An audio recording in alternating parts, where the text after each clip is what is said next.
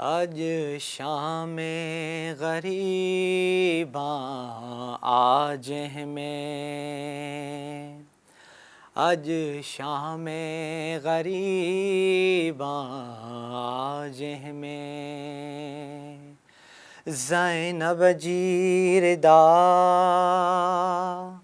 लुट जीवी दी, अज शाम ग़रीबां आज में, अज शाम ग़रीबां आज में।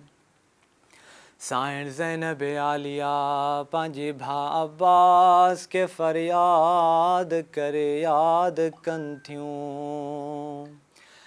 जंगल में अकेली थी वई आं, ज़ैनब खे सहारो ॾे ग़ाज़ी।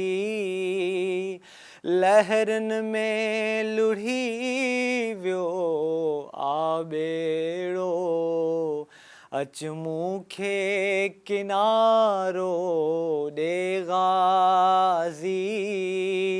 आहियां नावाकिफ़ बाज़ारुनि खां, आहियां नावाकिफ़ बाज़ारुनि खां। तुंहिंजी भेण अदा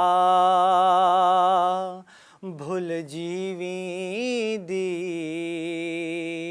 अज शाम ग़रीबां आज में, अज शाम ग़रीबां आज में।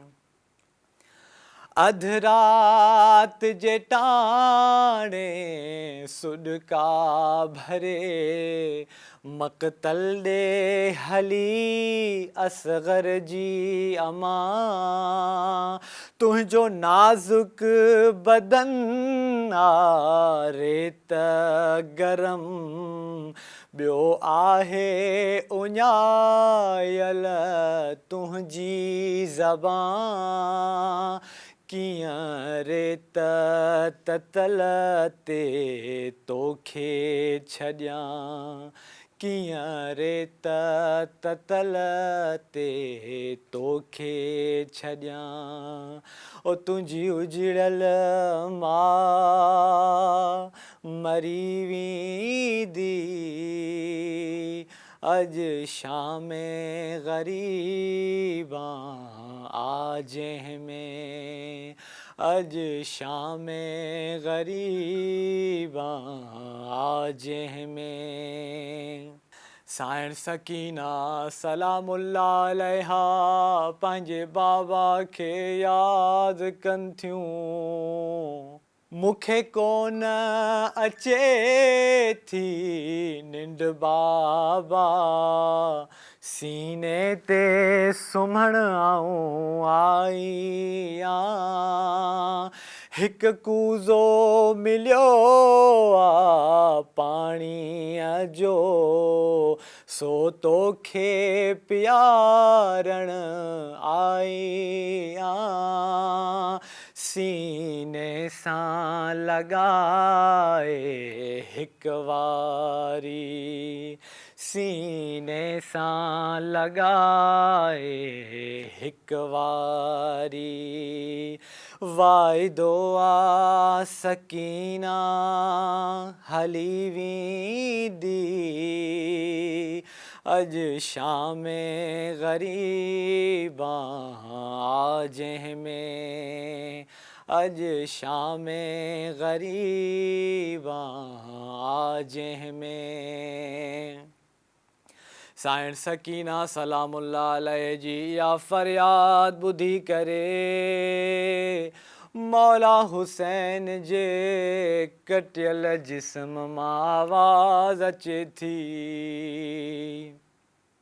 बेसर लाशे मां आई सदा, तू सुम सीने ते नाजुन पली ये खाक मुकद्दर आ तू जो गाज़ी खां सिवा तू वींदे मरी ओ जॾहिं तुंहिंजे गले में पवंदी रसी जॾहिं तुंहिंजे गले में पवंदी रसी तॾहिं लाश मुंहिंजी तड़पी वेंदी